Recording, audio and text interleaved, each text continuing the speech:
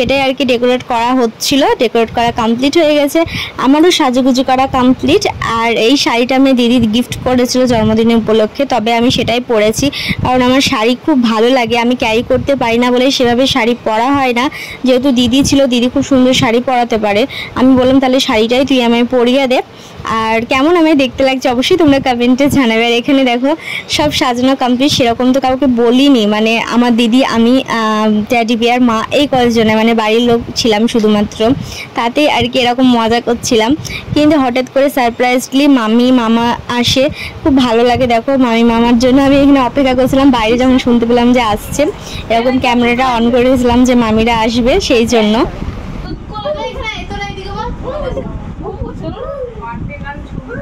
ছবি তুলছি না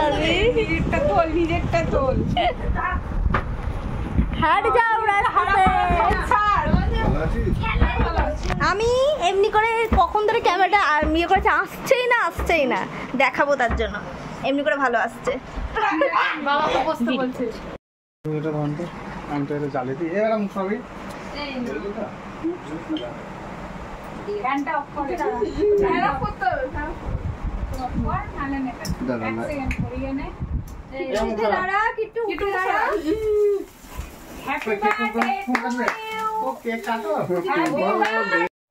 আর এখানে কেক কাটিং এর সময় কার সাথে মানে বাচ্চাগুলোর সাথে কেক কাটবো না বড়গুলোর সাথে কিছু ডিসাইড হচ্ছিল না, মানে সবাই মিলে আমরা এসেছিলাম, চেষ্টা করছিলাম মানে সবাই যেন একটুখানি আসে আর কি ক্যামেরায়, সেইভাবে আর কি ভিডিও করা হচ্ছিল। তার জন্য দিদিকে বললাম দিদি তুই একটু আয়, তারপর দিদি একটুখানি আসলো।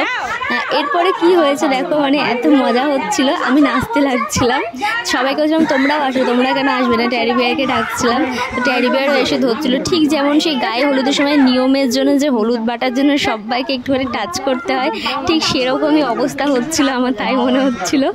যাই হোক, এরপরে এখন মামা মামিকে বলছিলাম তোমরা আসো, তোমরা কেন আসবে না, তো তারপর তারাও আসছিল, আর এমনি করে মজা করছিলাম।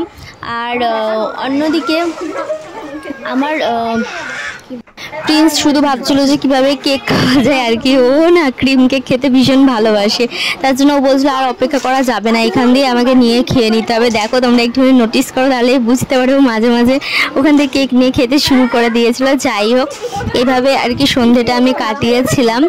তোমরা কন্টিনিউ দেখো, এনজয় করো, আমি আর ভয়েস করবো না। হ্যাপি অ্যানিভার্সারি হচ্ছে মাহমিদার কিট্টু নাকি? হ্যাপি অ্যানিভার্সারি হয়ে গেল তো? তুলছিস কেন? কে এসছে তোর? দেখ স্যার এসছে, আগে কেক কেক দেখলে পরে আর কোনো দিকে তাকায় না, দেখলে অন্য কোনো দিকে তাকায় না। গামছা নিতে বারান্দাতে, গামছা আছে এই বারান্দা গির বারান্দা। কে ভিডিও শুট করছে? যাই না গে ভিডিও শুট করছে না করছে, আমি সবাইকে খাইয়ে খাইয়ে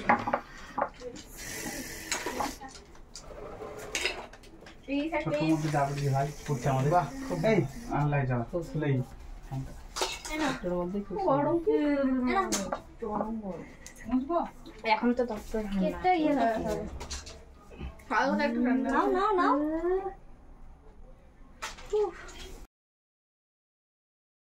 এরপরে গুণধর আমার বড় ছেলে, ও কিছুতেই কেক খেতে চাইছিল না, বিকজ ও বলছিল না আমি খাবো না, আমি ডায়েটে আছি। জানি না কেন মাঝে মাঝে কি হয় না হয়, ও হয়তো ভাবছিল আমি ওকে কেক গালে মাখিয়ে দেবো, সেই জন্য হয়তো দুষ্টু কেকটা খাইনি। যাই হোক, পরে খেয়েছিল। আর চলো এরপরে একটা মজাদার ঘটনা ঘটেছিল, সেটা তোমাদের সাথে শেয়ার করি। এরপর ট্যাডি বিয়ার আমার জন্য স্পেশাল কিছু করার চেষ্টা করেছিল, তবে এই জায়গাটাতে মানে এত লজ্জা লাগছিল দুজনেরই, আমি রিয়াকশনটা অন্যরকমই দিচ্ছিলাম, বিকজ আমি ভেবে পাচ্ছিলাম না এখানে আমি কী রিয়াকশন দেবো।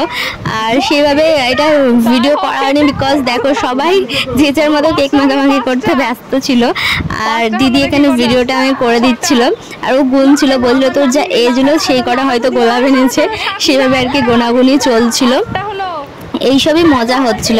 কিন্তু ট্যাডি বিয়ার কিন্তু আমার জন্য অনেক গোলাপ এনেছিল, আসলে আমি গোলাপ ভীষণ ভালোবাসি, গোলাপ ফুল প্রায় দিনই আমার জন্য এনে দেয় ও, মানে ধরো যে কোনো অকেশন ছাড়াও, হয়তো এমনি হয়তো বাজারের দিকে গেল গোলাপ দেখতে পেলে আমার জন্য আনে, আমার ভীষণ ভালো লাগে গোলাপ ফুল, মানে বাড়িতে একটুখানি জল দিয়ে গ্লাসে হোক কিংবা কাপড়ে গোলাপ সাজিয়ে রাখবো, এটা আমার একটা মানে বলতে পারো কি বলবো নিয়ম অনুযায়ী হয়ে আসছে। প্রায় দিনই তোমরা আমার ব্লগে দেখতে পাবে যে সাইডে বিছানা ধারে একটা টুল আছে, তার উপরে রাখা থাকে মানে গোলাপ আমি খুব ভালোবাসি, আর গোলাপ দিলে আমি কিন্তু খুব খুশিও হয়ে যাই, সেটাই টেডি বিয়ার করার চেষ্টা করেছি। আদার্স যেসব গিফটগুলো আমি পেয়েছিলাম টেডি বিয়ারের কাছ থেকে, এমনকি সবার কাছ থেকে, সেগুলো একটা অন্য কোনো ব্লগে তোমাদের সাথে শেয়ার করব, কারণ এটাই কিন্তু অনেকটা বড় হয়ে গিয়েছে।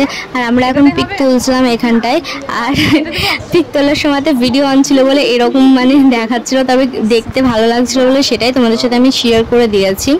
এরপরে কিছুটা কেক আর কি, কেক খাওয়া দাওয়া করার পরে আমরা সবাই একটুখানি গল্প করছিলাম, গল্প টল্প করে আমরা চলে গিয়েছিলাম ঘুমোতে, আর সবাই যে যার মতো বাড়ি চলে গিয়েছিল। দিনটা কিন্তু ভীষণ ভালোভাবে কেটেছিল, তবে সবাই বাড়ি চলে যাওয়াতে একটু মনটা খারাপও লাগছিল, কিন্তু কিছু তো করার নেই, মনটা খারাপ লাগলেও সবাই তো সবার বাড়ি যাবে। আর এখানে দেখো সব বাচ্চা গ্যাং বসে আছে, খেলা করছে। আর আমি যেখানে কোথায় ছিলাম, কি করছিলাম নিজেও জানি না, কারণ ভিডিওটা একমাত্র আমার দিদি করে দিয়েছিল। তাই জন্মদিন ফিনিশ হয়ে গেল। আমি যে কোন দিকে ক্যামেরাটা ঘুরালে তো নড়ালে সরালে প্রবলেম হয়ে যায়। তো চলো এখন আমাদের ঘুমানোর জন্য সব রেডি হচ্ছে। আর এই যে আর এই যে এবার সবাই আমাকে কমেন্ট করে, এই দেখো এই তোকে দেখায়, এবার আমাকে নিজ্ঞাত সবাই কমেন্ট করবে যে এই ভিডিও কথা বলতে দে, এই ভিডিও করে মা দিদি এসে সব কাজ করে দিয়ে যায়। ডেলি লালগোলা থেকে একজন আসে, আর একজন হচ্ছে হরিদাস মাটি থেকে আসে, কাজ করে দিয়ে যায় আমার। এবার গ্যারান্টি এই কমেন্টটাই আসবে হেটার্সদের, তোকে যদি দেখা যায় মার খেয়ে যাবি। গুড নাইট বল। Good night. হ্যাঁ